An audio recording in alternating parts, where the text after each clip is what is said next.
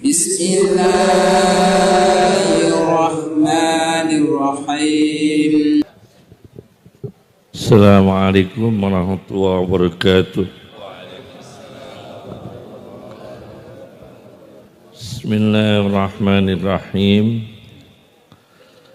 Alhamdulillah, salatan wassalaman ala Sayyidina Muhammad ibn Abdillah Rasulillah wa ala man sahibah wa tabi'ah hudah ma ba'd. Yang kami muliakan segenap para kiai, para sesepuh bini sepuh yang saya hormati, segenap hadirin hadirat yang dimuliakan Allah, semoga diberkahi Allah dunianya akhiratnya. Pada siang mendekati sore ini, izinkan kami menyampaikan bahwa pertama kita memperingati Isra Mi'rajnya Rasulullah sallallahu alaihi wasallam. Isra Mi'raj ini kami sampaikan bahwa kalau dalam Al-Quran Isra itu bukan hanya Rasulullah, tapi pernah dilakukan oleh Nabi Musa alaihissalam. Redaksinya beda sedikit. Subhanalladzi asra dan an asri bi ibadi. Musa israkan hamba-hambaku sebelum ditangkap Fir'aun, yakni perjalanan di malam hari. Kemudian Musa dan Muhammad. Anehnya dalam Al-Quran itu, kalau Musa ini Isra dengan para sahabatnya untuk diselamatkan dari ancaman Firaun, kalau Muhammad sallallahu alaihi wasallam itu memang bukan untuk menyelamatkan dari ancaman, beda. Akan tetapi perlu diketahui bahwa Muhammad Rasulullah ini Isra tidak disebut namanya, tidak disebut nabinya, disebut seorang hamba. Tapi Musa disebut namanya sebagai Musa alaihissalam. Kenapa demikian? Karena ubudiyahnya Rasulullah itu lebih tinggi daripada Nabi Musa, ubudiyah kehambaannya. Ubudiyahnya Rasulullah sallallahu alaihi wasallam ini adalah pengabdian.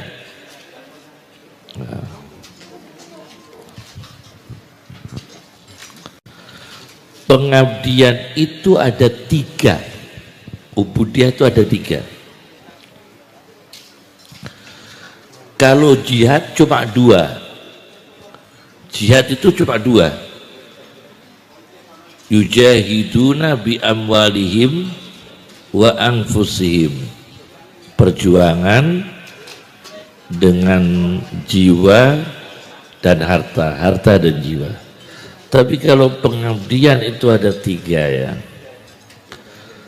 Memang pengabdian Yang pertama tingkat tinggi adalah mengabdi tidak merasakan mengabdi. Orang mengabdikan diri tapi tidak merasa dia sebagai orang yang mengabdikan diri. Contohnya adalah para ulama besar yang mengabdikan diri, dia tidak terasa mengabdikan diri. Ini orang ciri-cirinya tidak mengenal lelah dan tidak mengenal sedih seperti Abdul Adim Al-Mundiri. Pengenal Abdul Adim Al-Mundiri itu yang punya kitab At-Targhib Bertarghib. Beliau ini mengabdikan di ubudiyah di madrasah. Suatu ketika putranya meninggal dunia. Meskipun putranya meninggal dunia, beliau tidak menghentikan pelajaran madrasah. Tidak berhenti. Sampai jenazah putranya itu dibawa ke kelas. Tolong jenazah anak saya bawa ke kelas. Lalu beliau menyolatati jenazah di dalam kelas. Setelah itu jenazah diperintahkan untuk dimakamkan, beliau melanjutkan mengajar. Itu ubudiyah. Memang mengabdikan pada ilmu. Sampai nggak tahu, tidak ada syuur. Syuurnya yang namanya wujdan. Dalam ilmu tasawuf itu wajid. Ekstasi ya, sampai hilang kesadaran. Kemudian ada lagi Imam Fakhruddin Ar-Razi yang punya kitab Mafatihul Ghaib Ar-Razi, Al-Matalibul Aliyah, Asasut Taqdis, Al-Mahsul fi Ilmil Usul dan sebagainya. Beliau itu ketika menafsirkan surat Yusuf, pas anaknya yang namanya Muhammad meninggal, akhir surat Yusuf, pas ngarang tafsir itu anaknya yang bernama Muhammad meninggal dunia. Apakah beliau menghentikan mengarang kitab? Enggak. Maka ditulis di dalam kitab itu, kalau orang mentelaah tafsir saya Ar-Razi sampai di ayat ini, tolong fatihai anak saya, namanya Muhammad. Yakni beliau mengabdikan diri, tidak ada perasaan apa-apa. Sampai suasana kehilangan anak masih mengarang kitab. Suasana anak kehilangan anak masih mengajar madrasah. Bisakah kita? Jangankan suasana kehilangan anak, lagi meh loro gak mau ulang, meh loro. Awakku kok kudu loro, berarti durung loro. Niku wis prei ngajine. Tapi Imam Fakhruddin Ar-Razi, Abdul Adim Al-Mundiri, itu namanya ubudiyah sampai kehilangan syuuri, perasaan. Itu tingkat tinggi itu.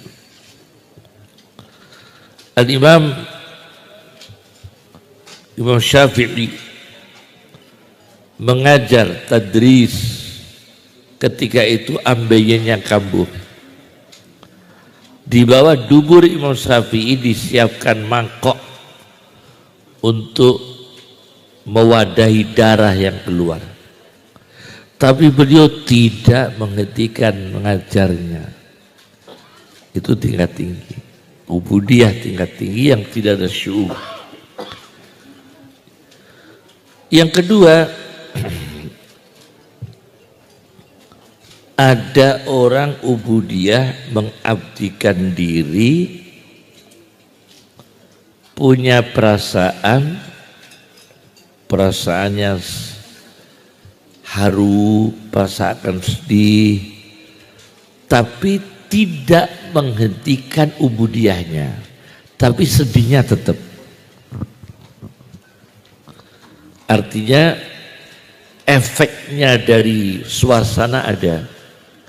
Jadi Allah mentakdirkan suatu suasana, kemudian berefek pada jiwanya, tapi jiwanya ini tidak berhenti dari ibadah dan perjuangan, tapi sedihnya tetap, susahnya tetap, beratnya hati tetap. Artinya dengan berat hati. Nah ini yang disebut dalam Al-Quran, infiru khifafan wasiqolan. Berangkatlah berjuang keadaan ringan dan berat. Infiru khifafan wasiqolan. Berangkatlah kalian. Berat berangkat, ringan berangkat. Jadi berjuang dalam agama Allah itu bukan ketika kita punya uang mengeluarkan uang. Ketika kita tidak punya uang mengeluarkan tenaga. Ketika kita tidak punya tenaga mengeluarkan doa. Ketika kita tidak bisa membaca doa, mengeluarkan di dalam hati itu ridho. Dengan perjuangan itu tidak ada kedengkian, tidak ada hasud, tidak ada ingin kesana, ingin kesini. Itu namanya perjuangan dengan berat hati, dengan tekanan batin, tapi berjuangnya tidak berhenti. Ubudiyahnya tidak berhenti, tapi sedih. Maka beda Abu Bakar dengan Rasulullah. Ketika Abu Bakar di dalam gua, Rasulullah gimana? La tahzan innallaha ma'ana. Yakni Abu Bakar janganlah bersedih, Allah bersama kita. Yakni Rasulullah tetap berjuang. Cuma bedanya Abu Bakar sedih, Rasulullah enggak. La tahzan innallaha ma'ana. Janganlah bersedih, Allah bersama kita. Berarti bedanya Abu Bakar sedih, Rasulullah enggak, tapi tetap berjuang. Maka dalam Al-Quran umat Islam wala tahinu wala tahzanu, jangan kamu tunjukkan kelemahanmu, jangan kamu tunjukkan kesedihanmu.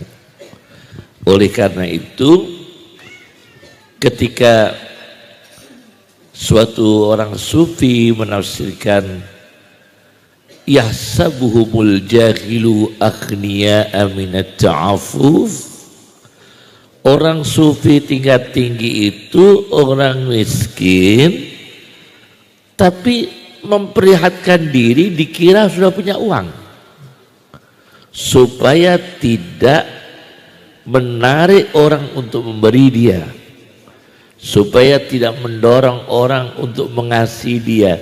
Jadi dia tidak punya uang, dia miskin, tapi mempraktikkan diri jangan sampai merepotkan orang. Yahsabuhumul jahilu aghniya'a minat ta'afuf. Orang mengira dia kaya padahal miskin. Minat ta'afuf, karena apa? Terjaga dari minta-minta. Terjaga. Ini ubudiyah. Ubudiyah. Nah, ini tingkat tinggi ini. Cuma kelas 2. Sedihnya tetap, miskinnya tetap, cuma menahan diri tidak minta-minta. Oleh karena itu Imam Ghazali di dalam kitab Ihya Ulumuddinnya, kita masuk warung dijajakkan orang karena sungkan. Orangnya itu enggak niat jajakno kita, enggak niat bayari, tapi karena sungkan terus bayari. Itu haram sebetulnya, haram. Coba itu. Di dalam kitab Ihya lihat. Haram loh. Tidak usah dibasul masailkan dia. Udah. Imam Ghazali mengharamkan karena dia terpaksa karena ewuh dengan kita sampai jajakno kita. Itu sebetulnya kalau kita tahu dia terpaksa, kita tahu loh dia terpaksa, itu haram. Meskipun dia kelihatannya maksa-maksa, tapi itu cuma apa ya, kembang lambe ya, cuma kembang lambe. Itu Al-Ghazali memutuskan dalam kitab Ihya Ulumuddinnya, itu diharamkan kita mau dijajakkan orang, dibayari orang, ternyata orang itu bayarinya karena ewuh dengan kita. Nah, padahal sekarang itu orang mantu buah roto-roto ewuh. Kira-kira haram semua enggak itu? Ini Imam Ghazali mengatakan begitu. Dalam kitab Ihya Ulumuddin diharamkan Imam Ghazali. Jadi Imam Ghazali lebih idealis ya. Meskipun kita tidak punya uang, tidak punya apa-apa, tolong tampilkan jangan sampai kita ini kata meminta. Di dalam kitab yang nanti saya ini belum pidato, baru pembukaannya dulu ya. Apa itu ada beberapa data ya, saya baca dalam apa itu sebuah tafsir Al-Jawahir Tontowi Jauhari, ada sebuah penelitian, yaitu sebuah penelitian di tahun 1926 di tafsir Al-Jawahir Tontowi Jauhari jilid 7 halaman juz 7 halaman 169 170. Di sini ada keterangan bahwa di negara Jerman pada tahun 1910, tapi penelitiannya dilakukan 1926, jurnalnya tahun 1910, orang yang umurnya melampaui 70 tahun, ini datanya ya, umurnya yang rakyat Jerman tahun 1910 yang melebihi 70 tahun, laki-laki yaitu Nadia ya, sekitar 1000 ya, maaf saya ulangi, alfan 973.000 laki-laki, 973.000 laki-laki itu umurnya orang Jerman yang melampaui 70 tahun. Sementara perempuan 1.040.000. Jadi lebih tua perempuan. Karena apa? Nah ini nanti ada datanya lagi. Jadi kalau laki-laki di Jerman 1910 itu yang umurnya melampaui 70 tahun 973.000 laki-laki, 1.040.000 perempuan. Nah, yang paling jarang ya, yang bisa bertahan umur lebih dari 70 tahun itu sedikit sekali, yaitu perbandingannya di sini disebutkan ya, di sini ya, misalnya 100, nah ini ya, yang paling banyak ahli agama, kemudian petani, kemudian pemburu binatang, kemudian tukang kayu, tukang tenun, penjahit, dokter, tukang menyembelih hewan, dan pengemis.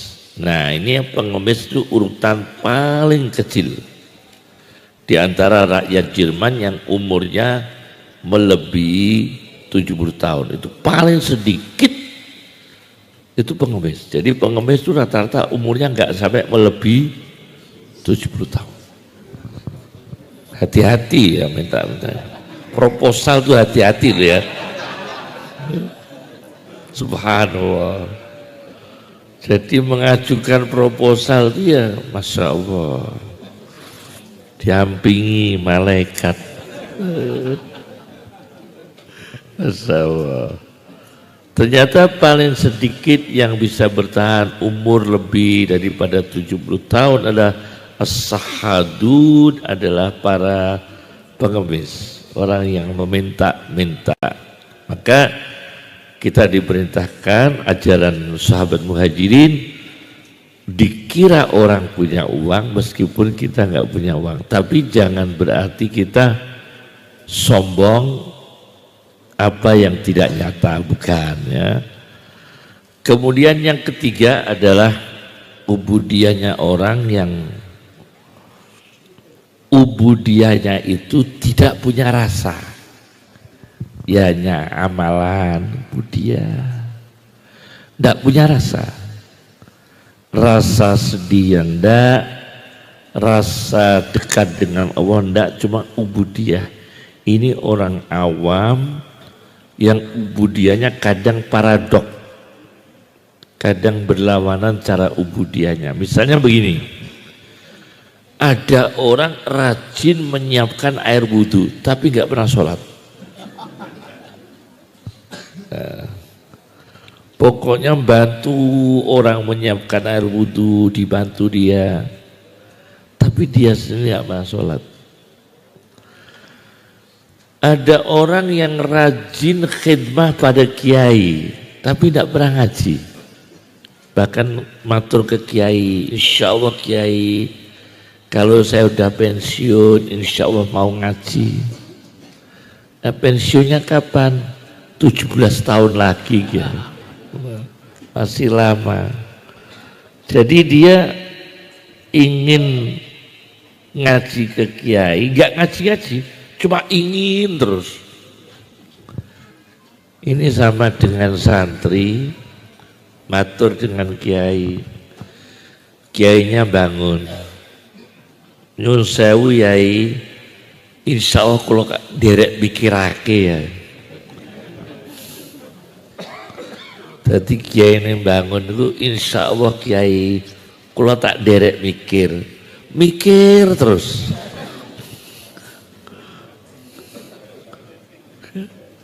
Tidak pernah ada actionnya ya, mikir. Ini ubudiyah yang berlawanan. Jadi mengabdi pada agama tapi kadang-kadang berlawanan. Ada pedagang kitab, Masya Allah saya sebutkan ya karena ini orang baik, Pak Toha Putra. Toha Putra itu abahnya Habib Hasan Toha, sahabat kami yang sangat baik. Beliau dulu terakhir ketua Yayasan Sultan Agung. Pak Toha itu pernah matur ke abah saya, Toha Putra kalau di Cirebon itu Tamimi. Kalau di Cirebon toko kitabnya Tamimi ya. Pak Toha itu matur ke bapak saya, Gus Yai, kula niki kok rumaos wonten sing rugi. Mboten dagang kula sing rugi. Kalau dagang saya enggak rugi. Pahalanya banyak Pak Toha. Karena pondok pesantren bisa ngaji diterbitkan beliau. Ada terbitan Ahmad Nabahan, Salim Nabahan, Umar Nabahan. Sampai sekarang namanya Syifaul Janan Tajwid itu yang punya Umar Nambahan, Sulam Taufik, Aqidatul Awam, dulu ya Ahmad Nambahan, Umar Nambahan, Salim Nambahan, Toha Putra, Menara Kudus, pahalanya besar. Tapi kerugian saya, Kiai, saya ini produksi kitab tidak paham isinya. Ini jual, saya merasa rugi, Kiai. Nah ini Pak Toha, orang baik. Tapi putra-putranya banyak yang alim, cucu-cucunya banyak yang alim. Masya Allah, ada yang dari Yaman, ada dari Al-Azhar, cucu-cucu beliau. Nah, saya ini apa ya, mencetak kitab, menjual kitab, tidak pernah baca kitab. Itu dawuhnya Pak Toha Putra. Itu orang yang berilmu, artinya beliau ini merasakan ada yang belum diraih, padahal beliau yang memproduksi kitab. Orang lain bisa tahu isinya karena beliau ini yang punya cetakan. Tapi beliau sendiri tidak pernah membaca. Ini Pak Toha itu luar biasa. Sama dengan Syekh Mahfud At-Turmusi, bilang ke kakek saya Mahfud At-Turmusi bilang ke kakek saya, karena manuskripnya beliau di rumah saya. Di rumah kami tempat menyimpan manuskrip karya-karya Syekh Mahfud. Ada Manhajud Dawi Nador yang asli di situ. Ya, Manhajud Dawi Nador, kemudian Salah Jam'ul Jami', Nadum Jam'ul Jami'. Dulu ada dipinjam saya Nailul Ma'mul, Khasiyah Ghayatul Usul, manuskripnya di sini. Nah, Syekh Mahfud bilang ke kakek saya, Mbah Khalil, al-ulum qad jumi'at wal kutub qad tubi'at. Al-ulum qad jumi'at wal kutub qad tubi'at. Ilmu sudah dikumpulkan, kitab sudah dicetak, tinggal baca. Loh, saya Mahfud, kok angel loh? Enggak ono sing angel, kata saya Mahfud. Al-ulum qad jumi'at, kita enggak capek-capek mengumpulkan ilmu. Wal kutub qad tubi'at, kita enggak capek-capek nyetak ilmu, nyetak kitab. Ilmu sudah dikumpulkan, kitab sudah dicetak, tinggal kita baca. Syekh Muhammad Yasin bin Isa Al-Fadani pada tahun 79 rawuh di sini. Syekh Muhammad Yasin bin Isa Al-Fadani pernah rawuh ke sini di rumah bapak saya tahun 79. Ya, tahun 79. Saya Yasin itu gurunya Mbah Maimun.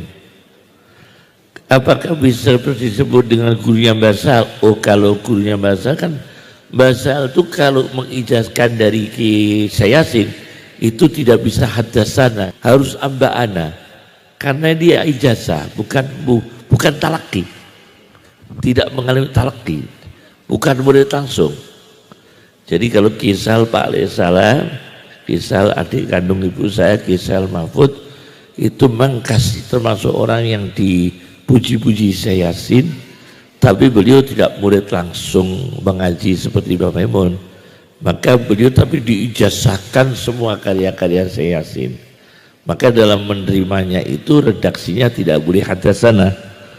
Kalau hadasana itu harus ngaji seperti ini, ngaji ke pondok, kemudian ahbarona sorokan. Kalau ahbarona itu sorokan, kita nyorokan kitab itu ahbarona. Kalau amba'ana itu ijazah, itu harus amba'ana, pakainya amba'ana itu. Jadi kalau saya Basahal sanadnya dari Syekh Yasin itu pakainya harus amba'ana. Kalau Mbah Maimun dari Syekh Yasin itu bisa hadasana karena murid langsung. Nah, 3 tahun beliau Mbah Maimun di Syekh Yasin. Syekh Yasin kesini masuk ke rumah. Apa kata beliau begitu masuk rumah, di rumah saya ini? Fiha rombongannya saya itu waktu itu ya termasuk ada dari Banten, ada Ki Ali Mas'adi, Mojokerto yang diatur, Pak Mukhid Abdul Fattah, Dokter Mukhid Abdul Fattah, itu kan orang Ki Marwazi kan orang dekat saya Yasin ya. Nah itu kata beliau rombongannya saya Yasin masuk rumah apa? Via kutubun qayyimah. Nah, dia baca itu. Via kutubun qayyimah. Itu saya masih ingat. Saya Muhammad Yasin bin Isa masuk bilang via kutubun qayyimah. Rombongannya bilang begitu. Nah ini orang berarti mendorong kita seperti Syekh Mahfud, ilmu dikumpulkan, kitab dicetak, nah kita tinggal baca. Nah ini penting sekali. Nah sekarang begini, kalau orang tahlil ini terkait dengan ubudiyah, mimpin tahlil, mimpin yasin di kuburan, bawa kitab surat Yasin mushaf dengan bawa surat Yasin di dalam HP, bagus mana?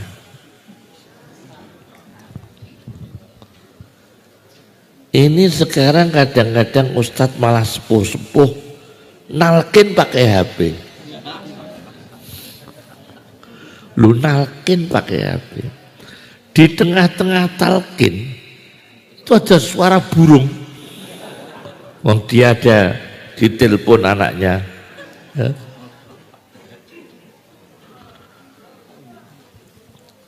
Ini tidak sakral. Kenapa? Nah, ini penting sekali.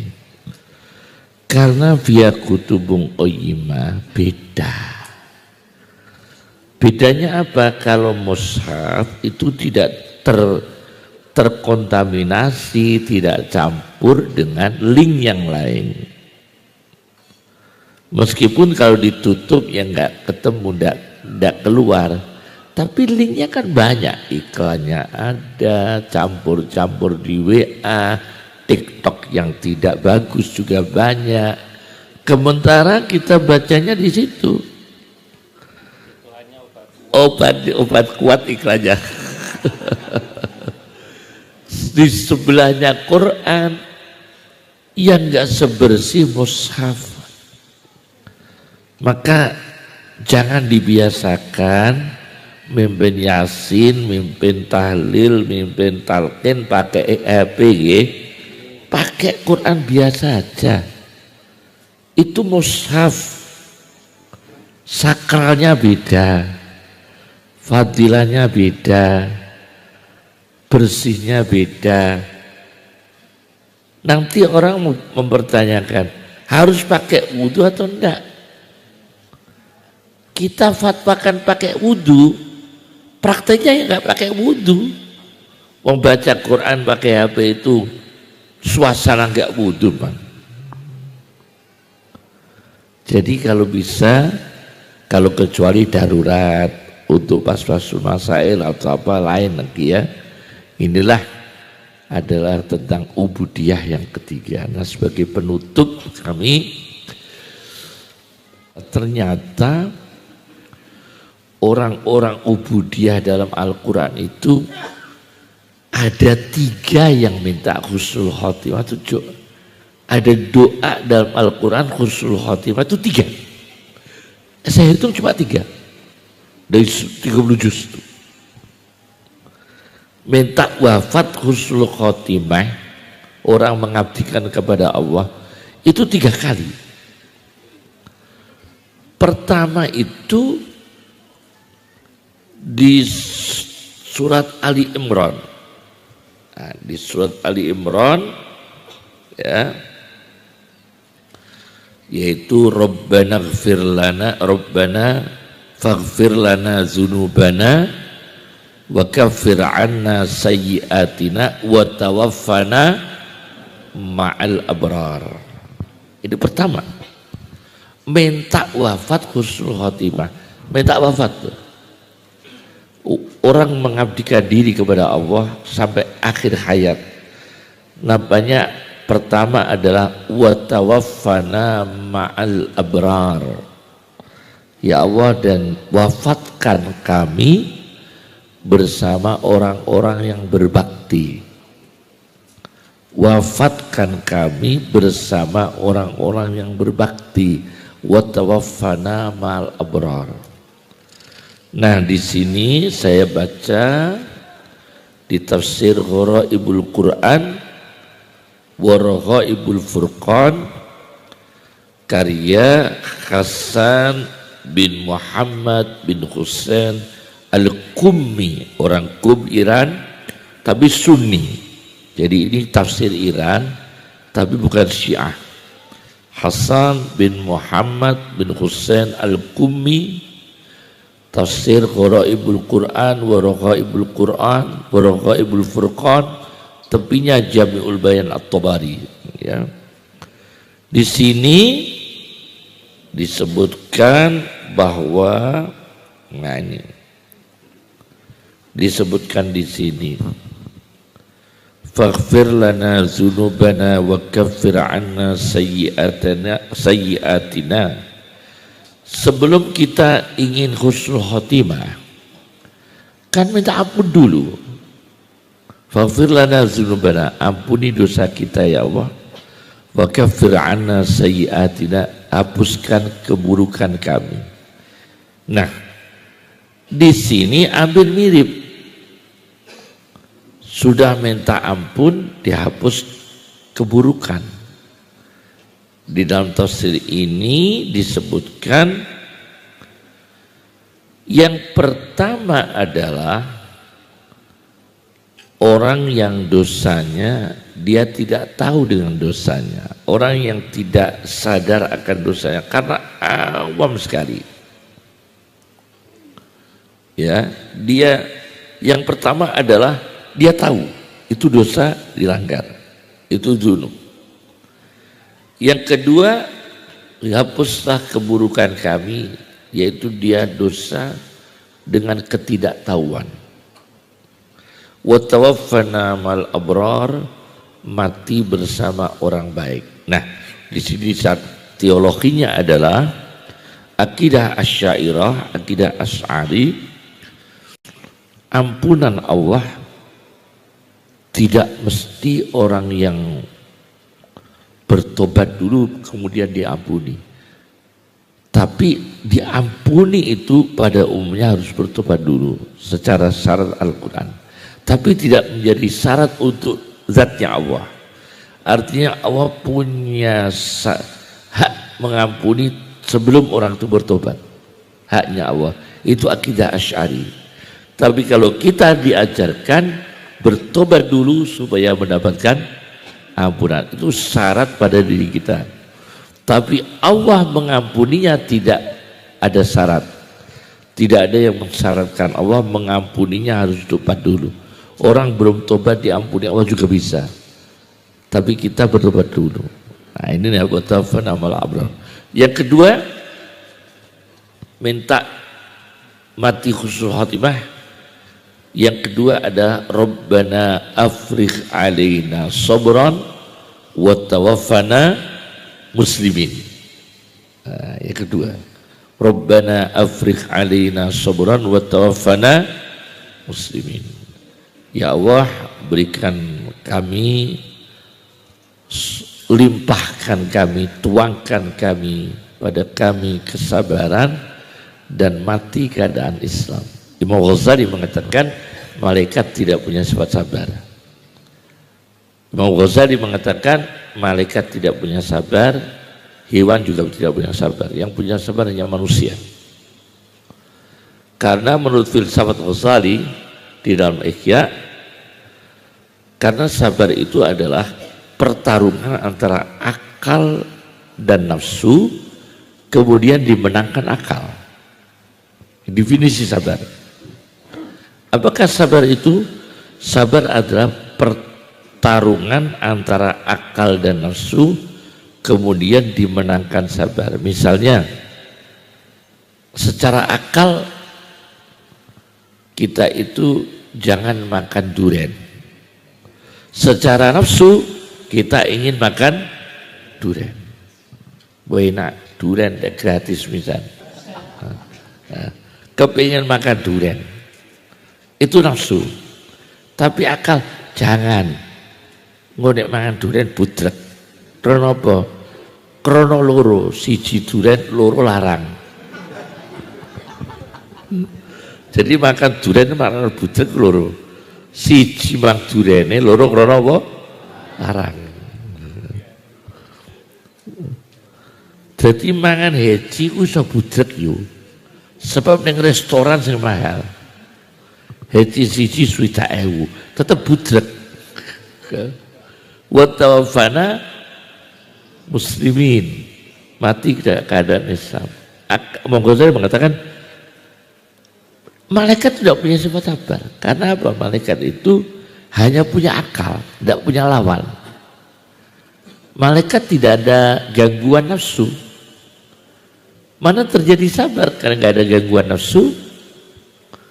Dianya akal semata, akal murni, tidak punya gangguan nafsu, maka tidak terjadi sabar.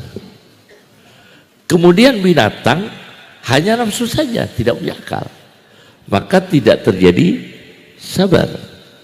Yang terjadi sabar manusia, karena di situ akal dilawan nafsu, nafsu dilawan akal.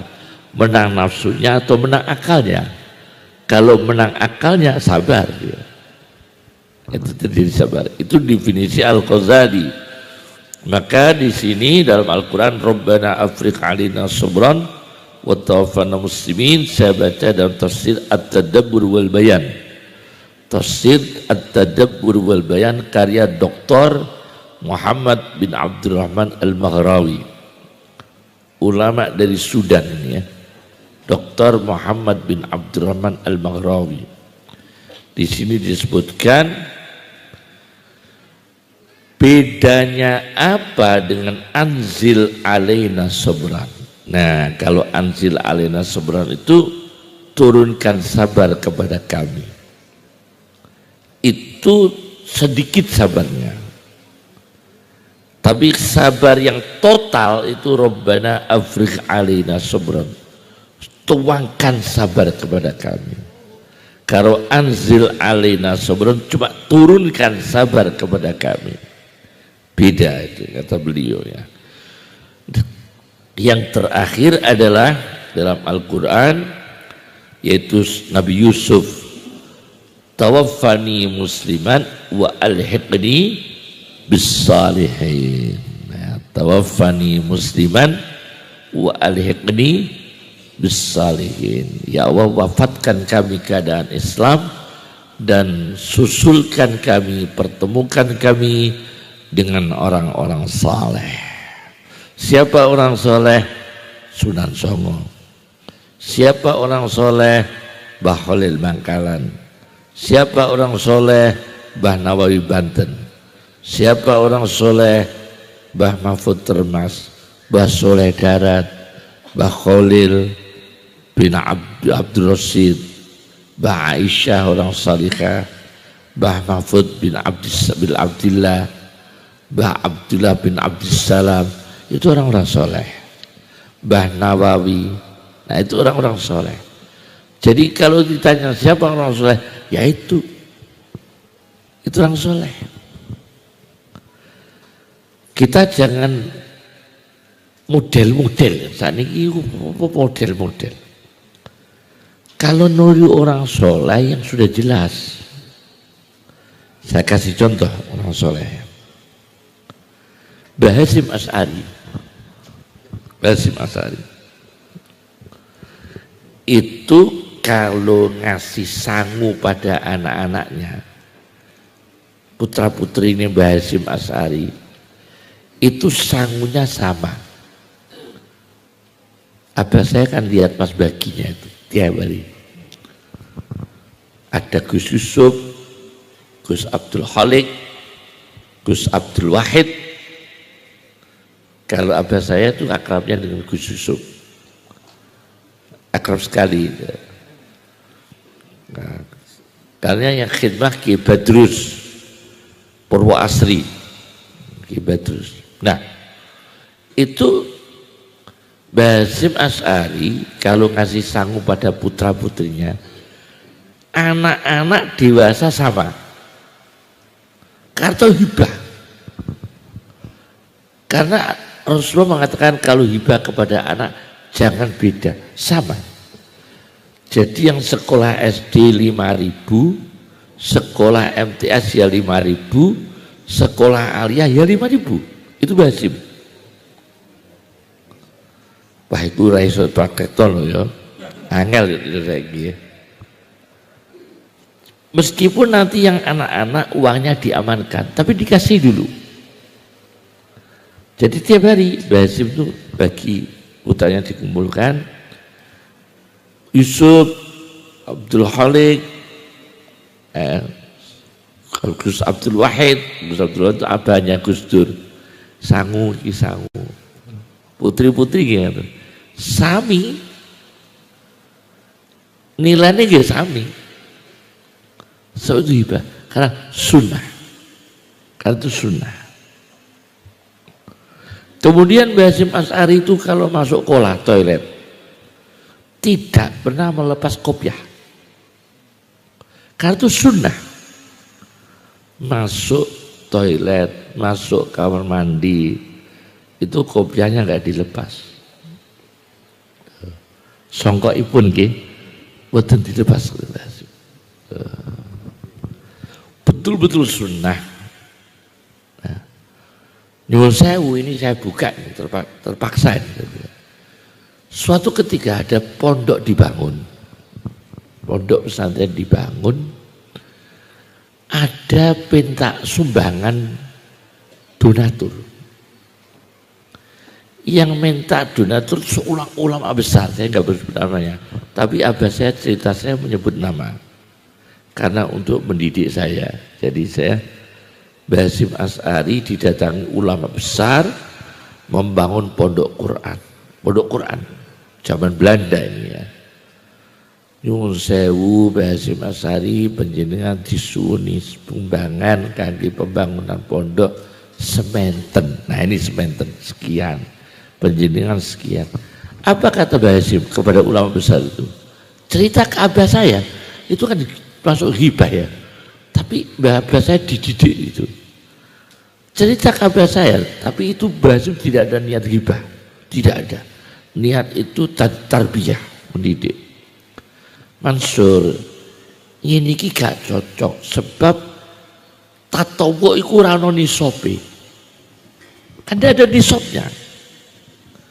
Sumbangan itu kan tidak ada nisabnya, sekian persen kan tidak ada.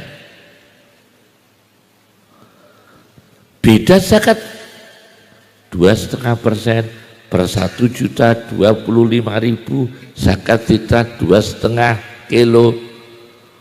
Tapi kalau sedekah tatawu itu kan tidak ada ketentuan sedekah kudus mene kan ada. Maka Mbah Hasyim melontarkan pertanyaan ke ulama itu, cerita kabar saya, nyuwun sewu Kiai, kula kok dereng nate tumok nggih teng kitab sedekah sunah atau nisobe. Diisin Kiai ini Pak. Tidak pernah ada. Jadi kalau pembangunan, maka kalau di desa-desa membangun masjid, yang terkaya A 5 juta, B 3 juta, C 1 juta, sing P itu sing P donga tok. Sing P itu sebetulnya tidak ada, tidak boleh dalam pembangunan sedekah. Mbah Hasyim melarang. Dan dilarang keras. Coba sunnah seperti itu. Jadi kalau niru sunnah ya niru yang orang yang ahli sunnah yang mengamalkan sunnah. Ya. Niru orang soleh yang jelas-jelas mengamalkan sunnah. Ngaten nggih. Nah itulah orang-orang soleh yang betul-betul sunnah, betul-betul sunni. Nah, ya.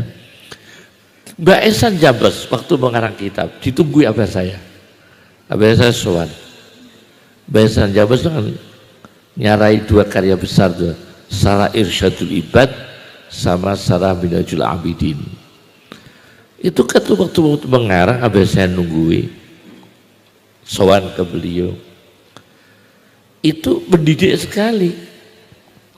Nyungun sewu monggo nek matur. Ngeten cukup nggih? Cukup.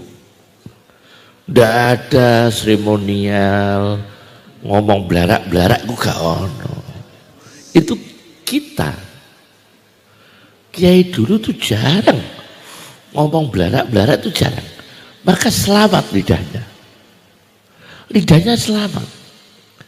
Karena menit per menit ilmu, detik per detik ilmu. Terkonsep semua. Maka abah saya mengatakan, Yum, pelajaranmu yang terpenting 1, lahek dan sabek. Pikirkah sebelum dan sesudah. Tiap hari saya ketemu abah saya. Awas, pikirkan sebelum dan sesudah. Ketemu lagi ya gitu, pikirkan sebelum dan sesudah. Itu yang harus dipikirkan. Ngono iku ya angel Pak, sebelum dan sesudah itu. Pelajaran sebelum dan pelajaran apa? Sesudah. Tiap saya ketemu abah saya, tiap hari Allah usabik. Jangan terobos dalam apapun. Pikirkan sebelum sesudah, sebelum sesudah. Dalam urusan apa-apa dipikirkan dulu sebelumnya dan sesudahnya. Allah usabik. As-sabik itu sebelum, al-lahik itu apa? Sesudah. Itu pelajaran orang-orang filosof mempelajari al-lahik was-sabik sebelum dan sesudah. Masya Allah. Sebelum kami tutup dengan doa, Mbah Dimyati, belum pernah kenal ya. Mbah Dimyati itu mbahnya ibu saya, mbahnya Mbah Sahal. Jadi Mbah Dimyati punya anak Badi'ah. Badi'ah melahirkan ibu saya, melahirkan Mbah Sahal Mahfud, melahirkan mbahnya Gus Baha dan sebagainya. Itu namanya Mbah Dimyati Karas Sedan. Itu melahirkan Badi'ah, melahirkan ibu saya. Melahirkan siapa itu Zubaidi, melahirkan Kiai Afif Karas. Itu ibu bapaknya dengan ibunya ibu saya kandung. Nah, jadi itu namanya Mbah Dimyati. Itu ulama besar, alim sekali, nah, wali. Pas abah saya bangun rumah Mbah Maksum rawuh di rumah saya, Mbah Maksum. Pas abah saya bangun rumah, masang penuhun, ngerti ya? Masang penuhun Mbah Maksum rawuh. Terus delok penuhune. Ibu saya disapa Mbah Maksum, "Mu." Ibu saya Muzayyana. Mbah Maksum manggil "Mu." Ibu saya bajunya basah Muzayyana, panggilannya "Mu." "Mu, kowe kok bangun ngene iki?" Mbahmu mbiyen guruku loro. Abdus Salam itu guruku, Mbah Abdus Salam kajen gurunya Mbah Maksum. Mbahmu kok ibumu ya guruku, Mbah Dimyati Karas. Iku omahe Klaras, omahe gedhek. Lho ke omahmu kok apik? Ana apa iku mau penuhune? Kayu jatine kok apik. Kok wis gak koyo mbahmu gitu. Ibu kula didhawuhi Mbah Maksum, "Mu, bayan iku mbahmu iku tirakate aku iki ngaji ning Mbah Abdus Salam kajen ngurus baipun Mbah Khalil karo Mbah Dimyati ya guruku. Mbah Dimyati itu keluarga Ki Asnawi Kudus. Nah, keluarga Ki Asem Beni Asnawi. Nah, iku biyen omahe gedhek, omahe apa? Kelaras. Yang satu. Yang kedua, pas Mbah Hasyim besanan dengan Mbah Baidowi Lasem. Adiknya Mbah Baidowi namanya Ki Muhaimin. Gurunya Syekh Yasin. Itu wafat di Mekah. Orang Lasem wafat di Mekah, pendiri Darul Ulum. Ada Saulatiyah, ada Darul Ulum. Saulatiyah itu kan Rahmatul Al-Hindi yang punya kitab apa itu tentang kristologi, tentang kitab tentang kristologi. Itu kitabnya Rahmatul Al-Hindi itu mendirikan Saulatiyah, Mbah Muhaimin, Syekh Yasin, Darul Ulum. Nah, ini betul-betul orang soleh ya, orang soleh. Perlu saya sampaikan, Mbah Sal Mahfud pernah cerita ke saya, Yum, pas satu meja kami dijak dahar sareng kali Mbah Sal, satu meja gini Yum, awal berdirinya Matolek iku didrop keng Lasem kados kitab-kitab. Terus para mudarris, orang-orang yang mengajar itu didrop kitabnya. Terus yang kedua satu ini yang didrop lagi. Setiap bulan nopo kali bulan setiap yang lebih kali nopo seminggu sepindah guru Matolek rapat itu dikirimi wedhus urip. Dari Mbah Khalil ngirim wedhus ngajen tiap guru-guru Matolek rapat, tiap guru-guru Matolek rapat dikirimi wedhus setunggal nggo manakiban tiap rapat. Niki pernah tak pidato nang Matolek terus ditakoki, "Lah jenengan ngeteri wedhus kapan ya?" Wah, ini pertanyaannya ini berat jawabannya ini ya. Jadi pernah saya sampaikan ke Matolek ini. Jadi itu Mbah Khalil itu. Masya Allah, kita menyebut yang makasih saja yang baik-baik. Di Lasem ulamanya 50 pagi. 50 yang punya pondok cuma 4 atau 5. Dan yang 45 itu bukan berarti di bawahnya yang punya pondok. Kealimannya. Saya ambil contoh, ada orang alim namanya Ki Mustafa, gurunya Ki Makhrus. Tidak punya pondok. Ada orang alim di sini namanya Ki Bisri, mertua Ki Fakih Langitan.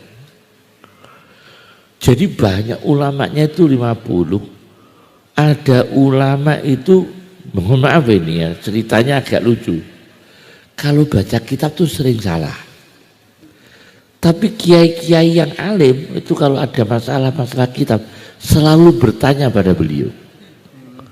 Tapi beliau sendiri kalau baca sering salah. Ini wali sing aneh-aneh ini.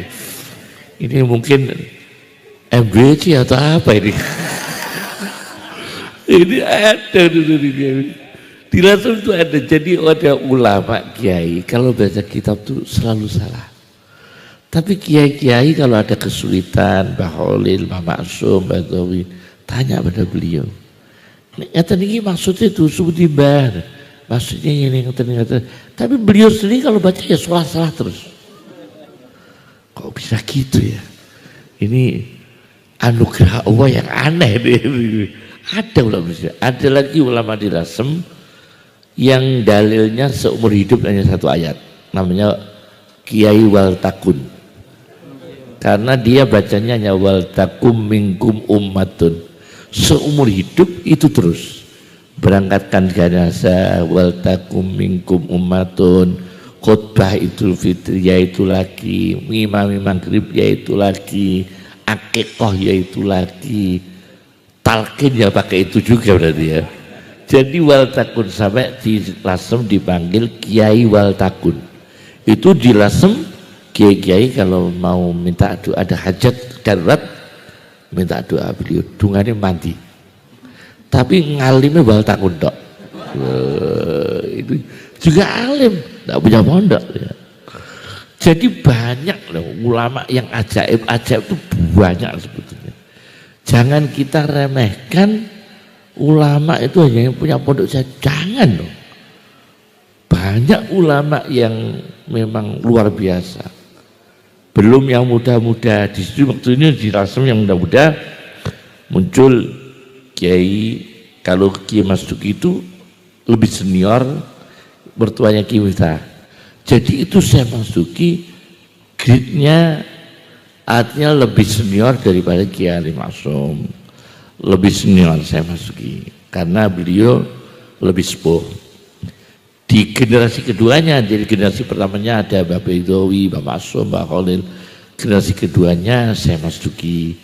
Generasi ketiganya ada Kiai Ali Maksum, abah saya, Kiai Hamid Pasuruan, Kiai Ahmad Siddiq, Lasem semua. Kiai Siddiq itu lahir Lasem. Siddiq itu lahir Lasem, melahirkan Kiai Ahmad Siddiq, Abdullah Siddiq, Mahfud Siddiq. Itu orang-orang pinter semua, orang-orang pinter. Jadi orang-orang soleh dulu itu Masya Allah. Jadi seperti ini, Pak Karno pernah diprotes sama putranya Ki Siddiq.